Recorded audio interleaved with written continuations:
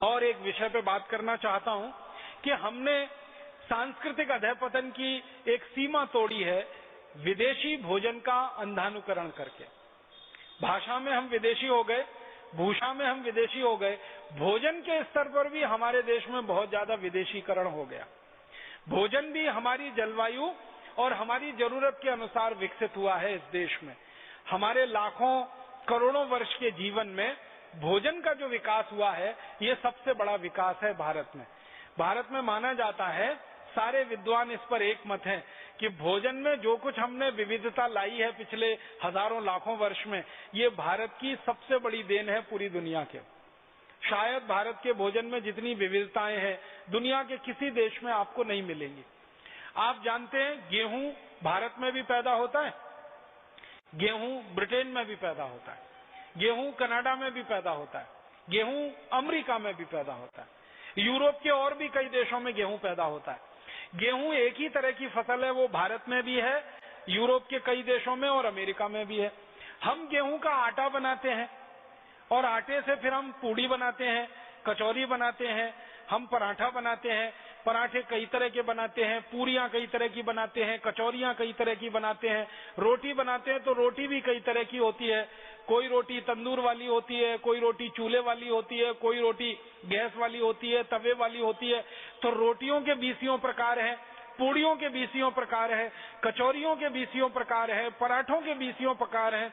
माताएं बहनें यहाँ बैठी हैं, 1 परत का पराठा, 2 परत का पराठा, 3 परत का पराठा, 4 परत का पराठा, ऐसे पराठे हमारे देश में घर घर में, गांव गांव, गली गली में इतने अद्भुत और इतनी विविधता वाले।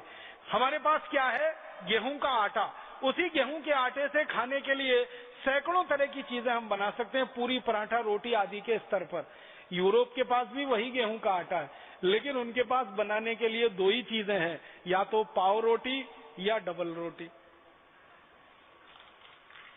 2 ही चीजें हैं उनके पास। और उसको 2 भी क्यों कहें, एक ही चीज है। पाव रोटी, डबल रोटी एक ही तरीके से बनते ही है, बस मामूली सा अंतर है। तो वो गेहूं पैदा करते हैं, गेहूं को पैदा करके आटा बनाते हैं, उस आटे से पाव रोटी, डबल रोटी के अलावा तीसरी रोटी बना ही नहीं सकते वो। हमारे यहाँ सैकड़ों किस्म की रोटियां, पूरियां, कचौरियां हम बनाते हैं। अब भारतवासियों का ये दुर्भाग्य है कि जिस भारत देश में हजारों साल से सैकड़ों किस्म के गेहूं के आटे से बनने वाले व्यंजन रहे हों, वो भारतवासी सवेरे से शाम तक पाव रोटी और डबल रोटी खाते।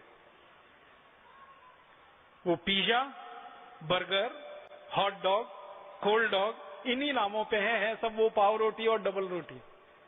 पिज्जा कह लो, बर्गर कह लो, उसको बीच में से काट के सलाद भर लो या सलाद के बीच में उसको लगा के खा लो, बात तो एक ही है। तो आप देखो कि कितने नीचे हम आए, कितना पतन हमारा हुआ। सैकड़ों किस्म के व्यंजन जो हम गेहूं के आटे से बना सकते हो, उस देश के लोग पाव रोटी, डबल रोटी, पिज्जा, बर्गर खाने में फंस जाएं, तो ये भी हमारे सांस्कृतिक अधःपतन की ही निशानी है, या बल्कि मूर्खता की निशानी। मूर्खता इसमें पता है क्या है? कोई भी पाव रोटी और डबल रोटी जो आप खाते हैं ताजा नहीं होती। ताजा होती तो वो बनती ही नहीं, वो तो बासी ही होती है। वो 1 दिन बासी हो सकती है, 2 दिन हो सकती है, 10 दिन हो सकती है, 15 दिन हो सकती है। यूरोप और अमेरिका में तो 3-3 महीने पुरानी बासी पाव रोटी, डबल रोटी मिलती है और लोग उन्हीं को खा के अपना जीवन चलाते हैं, गुजारा करते हैं। अब हमने उनकी नकल करके हमारे घरों में वो बासी डबल रोटी लाना और खाना शुरू कर दिया। गेहूं के आटे के बारे में विज्ञान ये कहता है कि इस आटे को गीला होने के 48वें मिनट के अंदर इसका रोटी बन जाना चाहिए और रोटी बनने के 48 मिनट के अंदर इसको खा लिया जाना चाहिए। लेकिन पाव रोटी और डबल रोटी का अगर कहानी सुनना और गिनना शुरू करेंगे तो वो तो 10-20 दिन पुराना होता है। उसको खराब कर करके हम खा रहे हैं और फिर बड़ा शान महसूस करते हैं, अपने आप को बड़ा स्मार्ट महसूस करते हैं। हम पाव रोटी खाते हैं, डबल रोटी खाते हैं, स्मार्टनेस मानते हैं इसमें। अब ये सुपर इडियोसिटी है या स्मार्टनेस है, इसको तय करने की अभी जरूरत है।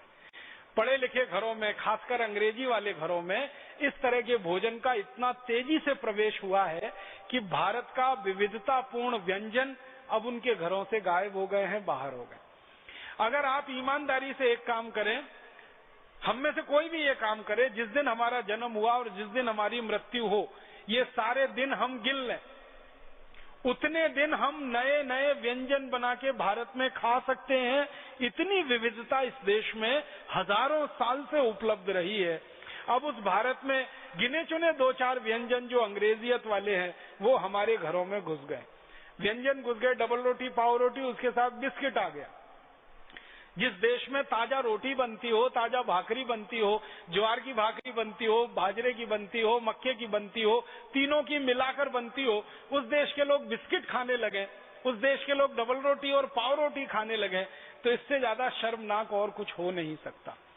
तो भोजन के स्तर पर इतनी ज्यादा गिरावट हम में आ गई है।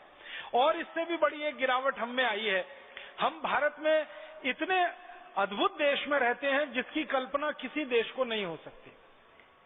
हम भारत में ऐसे स्थानों पर रहते हैं जहां हमको ताजा सब्जी सुबह और शाम दोनों समय उपलब्ध होती है।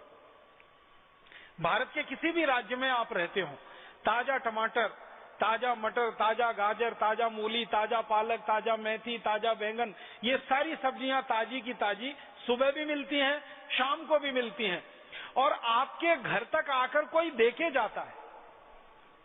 आप जानते ना, कोई ठेले वाला आता है, कोई खोमचे वाला, रेहड़ी वाला आता है और आवाज देके, बहन जी सब्जी ले लो, माता जी सब्जी ले लो, घर के सामने आकर आपकी घंटी बजाकर, आपका दरवाजा खटखटाकर, बोलकर, चिल्लाकर आपको घर में ताजा सब्जी देकर जाता है।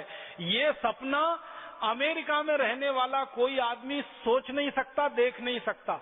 यूरोप में किसी को कल्पना नहीं हो सकती कि सवेरे ताजा सब्जी, शाम को ताजा सब्जी कोई घर के सामने आकर दरवाजा खटखटाकर बोलकर देके जाए। अमेरिका में तो ताजा सब्जी लानी कल्पना की बात है, क्योंकि सब्जियां सब 7 से 15 दिन पुरानी मिलती हैं। इससे ताजा सब्जी तो कहीं मिल ही नहीं सकती। कोई कोई डिपार्टमेंटल स्टोर्स में 1-1 महीने पुरानी मिलती है।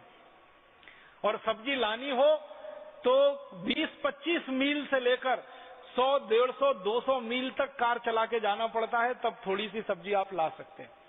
यहाँ घर के सामने कोई आपको सब्जी देकर जाता है और सब्जी ही नहीं देता, आपका हालचाल भी पूछ लेता है। माता जी कैसी हैं, बिटिया आपकी कैसी है, तबीयत ठीक है कि नहीं ठीक है।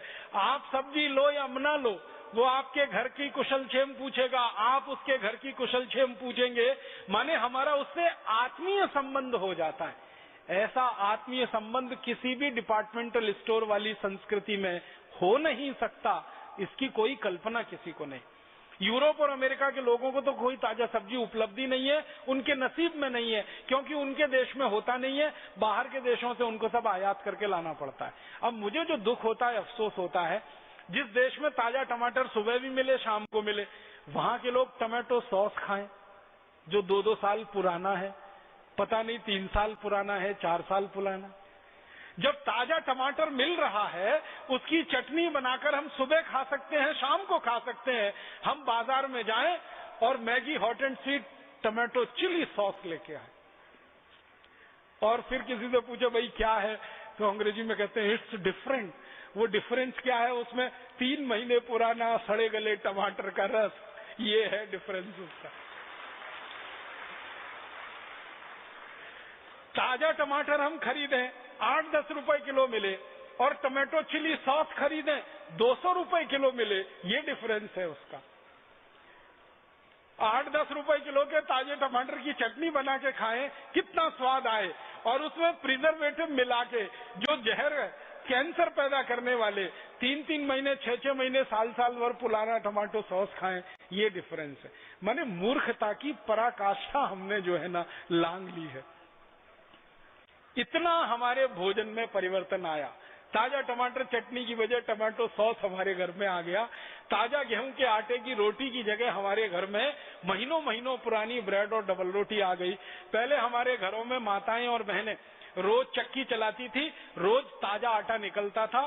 सुबह का आटा शाम को इस्तेमाल नहीं होता था, शाम का अगले दिन सुबह इस्तेमाल नहीं होता था। इतना ताजा आटा खाने वाले लोग हम रहे हैं, इसलिए ये देश बीमारियों से मुक्त रहा है और दवाओं की जरूरत हमको ज्यादा नहीं पड़ी है।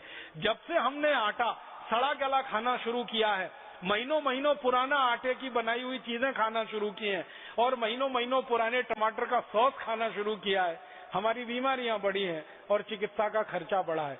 घर का बजट तो बढ़ा ही है, बीमारियों का भी बजट बढ़ा है और खर्चा उसकी